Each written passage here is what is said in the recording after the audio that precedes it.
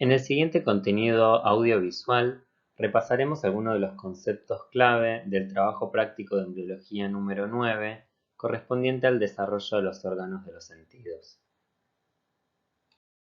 Los sentidos son la capacidad de percibir los estímulos físicos, tanto externos como internos, y transmitirlos al sistema nervioso central.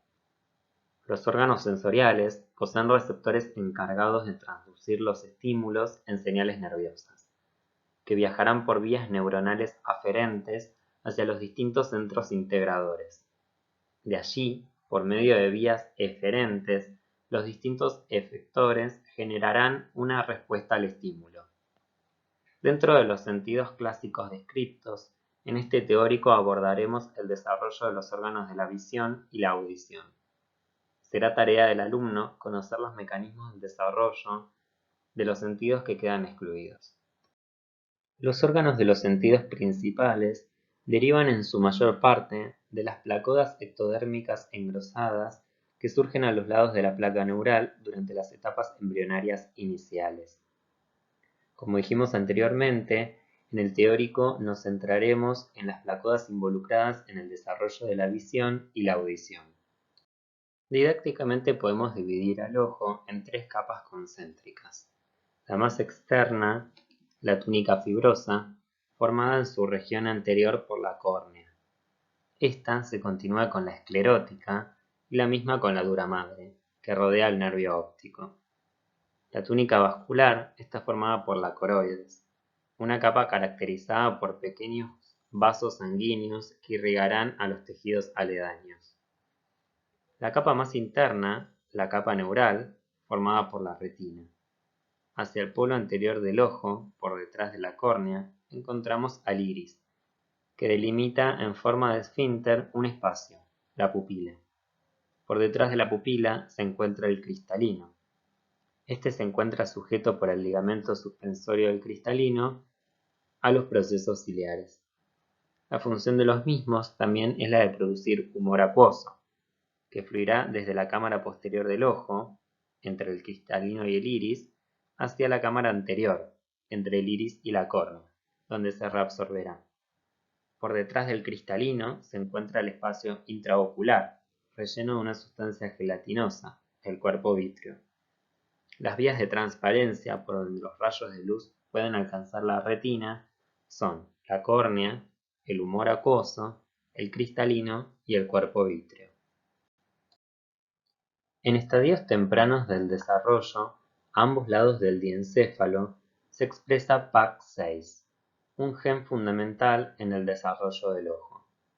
Mediante la expresión de Sonic Hedgehog por parte de la placa precordal, se reprime la expresión de PAC6 en la línea media ventral diencefálica, contribuyendo a mantener dos campos ópticos laterales, donde se destacarán alrededor de los 22 días de gestación los surcos ópticos. Al cerrarse el tubo neural, estos surcos forman unas evaginaciones, las vesículas ópticas. Estas vesículas entran en contacto con el ectodermo superficial e inducen cambios en el mismo que son necesarios para la formación del cristalino. Se forma así un engrosamiento del ectodermo general que denominaremos la coda cristaliniana. En la quinta semana del desarrollo, la vesícula óptica, junto a la placoda, comienzan a invaginarse. La vesícula forma la cúpula o copa óptica y la placoda formará la fosita y luego la vesícula cristaliniana una vez que se independice del ectodermo general. La copa óptica queda unida al diencéfalo mediante el pedículo óptico y la invaginación afecta también a este, formando en su cara ventral un surco denominado fisura coroidea. Por la misma discurrirán los vasos hialoideos. La copa óptica posee dos paredes, una interna y la otra externa, y entre ambas se encuentra un espacio denominado espacio intrarretiniano. La concavidad de la copa óptica corresponde a la superficie basal de la hoja interna y representa el espacio futuro intraocular. Al principio, la vesícula cristaliniana y la copa óptica están adheridas entre sí, pero luego la copa crece más que la vesícula y se genera entre ellas un espacio que es invadido por mesénquima cefálico. La vesícula luego genera inducciones sobre el ectodermo superficial, estimulando el desarrollo de la córnea. Para entender el desarrollo de la retina, es necesario conocer la histología adulta. La retina aparece formada por algunas capas nucleadas y otras de aspecto fibrilar y desprovistas de núcleos. La capa más interna es la opuesta a la coroides, representada por las capas de las fibras nerviosas. Le sigue la capa ganglionar, formada por células cuyos núcleos se disponen únicamente en 2 o 3 estratos, y luego la capa plexiforme interna, que establece la sinapsis entre estas neuronas y las de asociación, células bipolares, horizontales y amácrinas, cuyos núcleos se reúnen para formar la granulosa interna. Entre esta capa y la granulosa externa se halla la plexiforme externa, de aspecto y extensión semejante a la plexiforme interna, y en la que tienen lugar las sinapsis entre las prolongaciones internas de las células cono y células bastón, con las neuronas de asociación mencionadas anteriormente. Bajo la influencia de PAX6, la porción distal de la vesícula óptica se invagina para dar lugar a la pared interna de la copa. PAX2 y PAX6 cooperativamente inhiben en la porción proximal de la vesícula la expresión del factor de transcripción asociado a microftalmia, MIT, expresado por toda la vesícula óptica. Como consecuencia, esta región se diferenciará en el epitelio pigmentario de la retina. La histogénesis de la retina es similar a la del resto del sistema nervioso central. La proliferación de células del neuroepitelio, la aparición de células posmitóticas y la migración neuronal se encuentran temporal y espacialmente orquestadas por señales que siguen un patrón bidimensional a lo largo de un eje dorso-ventral y otro nasotemporal. La diferenciación de los distintos tipos celulares de la retina se produce a su vez en dos ejes, uno vertical, desde las capas internas hacia las externas, y otro eje horizontal, desde el centro hacia la periferia de la retina.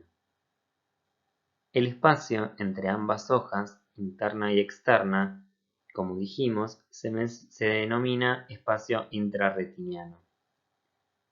Este no se oblitera, dando lugar a un espacio virtual. La cercanía de ambas hojas es necesaria para las interacciones que se producen entre los fotorreceptores y las células del epitelio pigmentario. Como se puede observar en la imagen inferior, para la séptima semana del desarrollo, la fisura coroidea se ocluye y por el tallo óptico discurren los axones de las células ganglionares de la retina, formando el nervio óptico. Los axones de las mitades internas de la retina se entrecruzan por el quiasma óptico y llegan hasta los núcleos geniculados laterales, y luego al área visual de la corteza occipital. Por el nervio óptico discurre la arteria hialoidea, que más tarde será la arteria central de la retina. El iris y el cuerpo ciliar se forman del borde anterior de la copa óptica y del mesénquima cefálico que la rodea. El iris se compone de una capa interna no pigmentada y otra externa, pigmentada, que se continúan con las capas neural y pigmentaria de la retina respectivamente.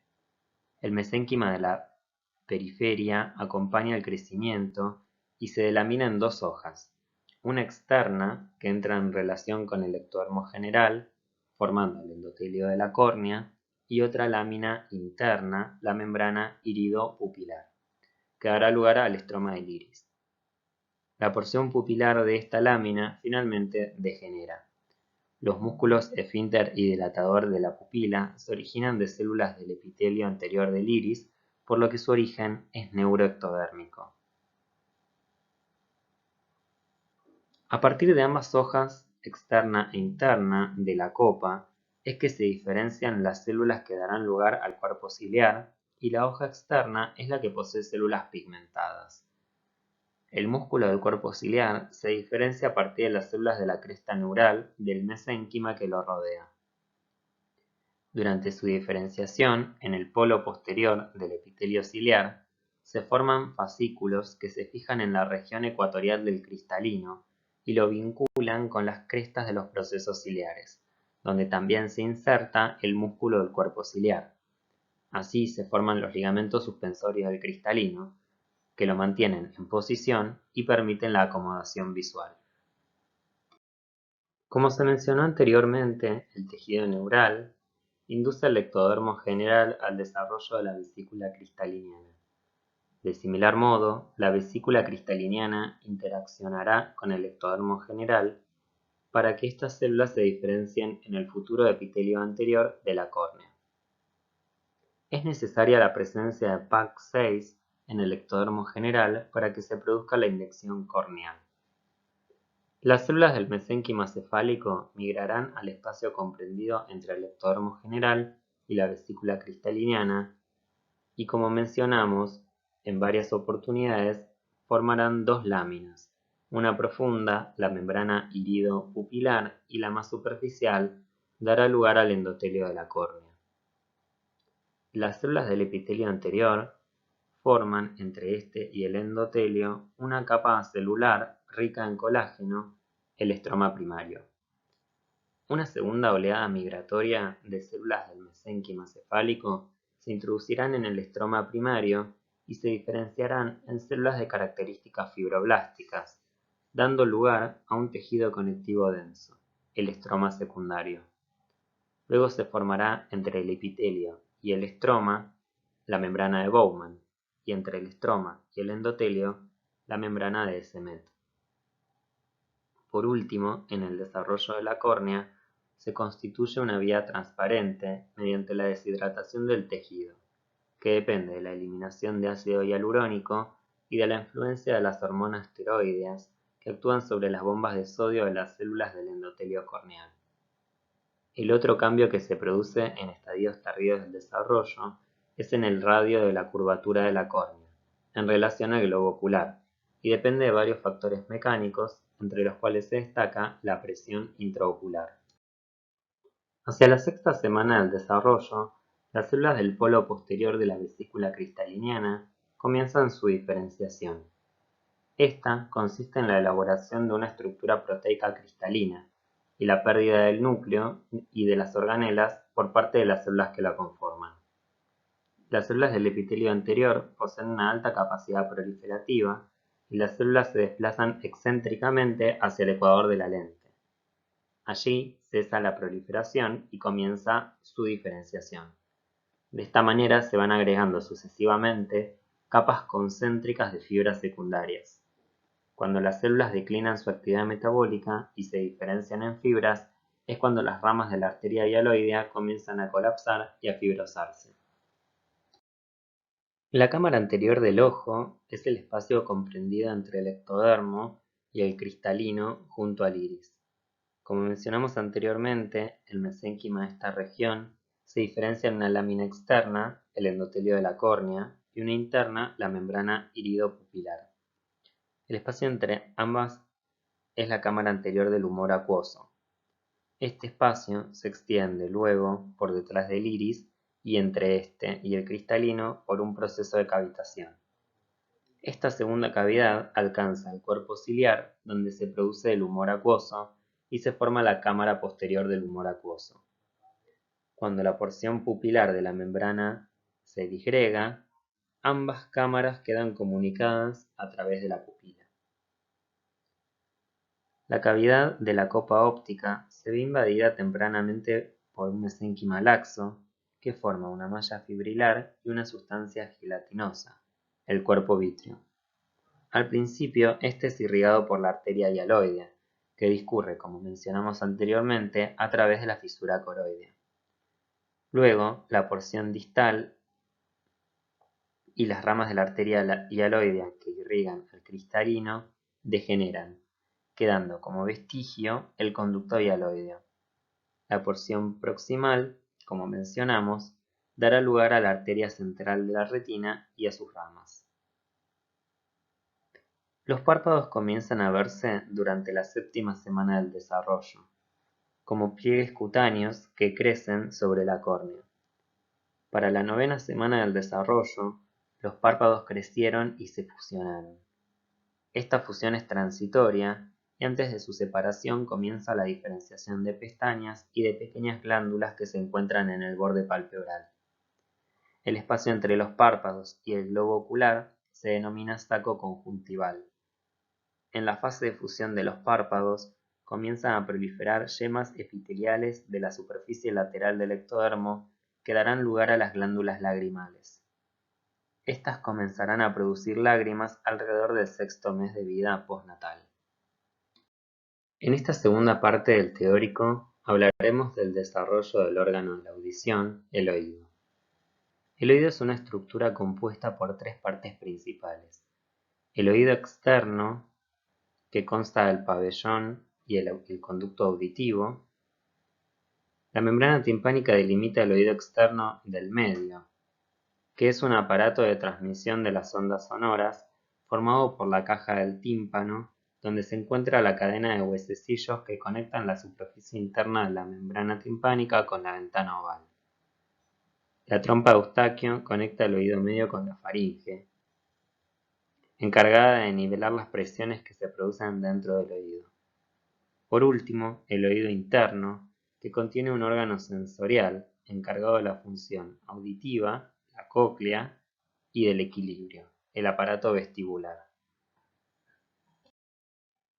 El desarrollo del oído comienza con una serie de inducciones sobre el ectodermo general provenientes de la notocorda y luego del mesodermo paraxial, y estimulan al ectodermo superficial a engrosarse y expresar PAX2. Las células ectodérmicas que expresen PAX2 serán las que tendrán el sustrato para diferenciarse en la placoda óptica. Una tercera inducción de señales del tipo de factor del crecimiento fibroblástico 3 proviene del rombencéfalo y permiten la invaginación de la placoda, formando primero una fosita y luego una vesícula óptica u otocisto. De forma similar al desarrollo del globo ocular, los ejes dorso-ventral y antero-posterior del otocisto adquieren especificidad por señales mediadas por Sony Hedgehog en la región ventral y WNT en la región dorsal. La porción ventral de la vesícula óptica dará lugar a la porción coclear. Se forma el sáculo y a partir de este crece el conducto coclear, que queda comunicado al primero por su polo posterior. Al crecer el conducto coclear, lo hace de forma espiralada e inmerso en el mesénquima adyacente, cuyas células en su mayoría son aporte del mesodermo. Este mesénquima luego sufrirá un proceso de cavitación por muerte celular programada, formando 2 espacios perilinfáticos, la rampa vestibular y la rampa timpánica. El conducto adquiere forma triangular y queda delimitado con la rampa vestibular por la membrana de Reissner y con la rampa timpánica por la membrana basilar. Las células epiteliales de esta membrana se diferenciarán en el órgano de Corti, un receptor sensorial de la vía coclear del octavo par. La porción dorsal de la vesícula óptica dará lugar a la porción vestibular, formando el utrículo, conductos semicirculares y conducto endolinfático. Los conductos semicirculares nacen de 2 evaginaciones en forma de crestas discoides aplanadas en la pared del utrículo. Los conductos posterior y anterior se forman de la evaginación dorso-ventral y el conducto horizontal se forma a partir de la evaginación lateral. El conducto endolinfático se origina como una prolongación del utrículo. En el desarrollo, el epitelio vestibular se aplana, exceptuando en las futuras zonas sensoriales, las crestas ampulares de los conductos semicirculares, que detectan movimientos de rotación, y las máculas del utrículo y del sáculo, que se encargan de detectar movimientos de aceleración lineal. En conjunto, las estructuras derivadas del otocisto dan lugar al laberinto membranoso. El mesénquima cefálico que lo rodea formará una estructura cartilaginosa, cuya porción más superficial se osificará y dará lugar al laberinto óseo. La porción más profunda degenera, dando lugar a un espacio por el cual discurre el líquido cefalorraquídeo y que mencionamos previamente, el espacio perilinfático. En la región de la cóclea, el espacio perilinfático se divide en estas dos cámaras, también ya mencionadas, la rampa vestibular y la rampa timpánica. Durante la formación de la vesícula óptica, un grupo de células se separa de su pared y formará el ganglio esteatoacúsico. Posteriormente, el ganglio se divide en una porción coclear que inervará a las células sensoriales del órgano de Corti y una porción vestibular que inervará a las crestas ampulares y las máculas sacular y utricular. En la formación de estos ganglios también participan células de la cresta neural cefálica. Las prolongaciones centrales de las neuronas de estos ganglios forman el nervio vestíbulo-coclear u octavo par craneal. La cavidad del oído medio y la trompa de Eustaquio derivan de la porción dorsal de la primera bolsa faríngea. Así nace un divertículo denominado receso tubo-timpánico. La porción distal del receso se dilata y forma la cavidad del tímpano, que engloba a los huesecillos en formación. La pared externa de la cavidad se aproxima al ectodermo del primer surco branquial y entre ambos persiste una delgada capa de mesénquima branquial. Los tres tejidos en conjunto formarán así la membrana del tímpano. Los huesecillos nacen de condensaciones mesenquimatosas de los primeros arcos branquiales que se diferencian en cartílagos. Del cartílago de Meckel, que deriva del primer arco, nacen el yunque y el martillo. Del cartílago de Reichert, que nace del segundo arco, se formará el estribo. El martillo se une a la membrana del tímpano y el estribo a la ventana oval. Los músculos del oído medio dependen del mesénquima branquial. En la pared interna de la cavidad del tímpano, el laberinto óseo forma dos ventanas, una superior, la ventana oval, en contacto con el estribo, y una inferior, la ventana redonda. Estas corresponden a la rampa vestibular y timpánica respectivamente. La porción proximal del receso tubo-timpánico dará lugar a la trompa de Eustaquio, que comunica la cavidad del tímpano con la faringe. Después del nacimiento, el epitelio endodérmico del oído medio genera pequeñas invaginaciones que invaden el hueso circundante, formando las celdas mastoides. Entre la quinta y sexta semana del desarrollo, se distinguen del primer y segundo arco branquial condensaciones mesenquimatosas denominadas tubérculos auriculares, que protruyen sobre el ectodermo general. Durante su crecimiento, los tubérculos se fusionan y dan lugar al pabellón de la oreja. El pabellón se desplaza debido al crecimiento diferencial de la cara y cuello, desde la base del cuello hasta su posición definitiva. En la séptima semana del desarrollo, el ectodermo del primer surco prolifera, formando un cordón epitelial macizo, el tapón meatal. Aproximadamente para la semana 28 del desarrollo, el tapón se oblitera, dando lugar al conducto auditivo externo. Para concluir, les dejo algunas imágenes sobre anomalías que se producen por fallas en mecanismos del desarrollo que hemos visto en esta clase.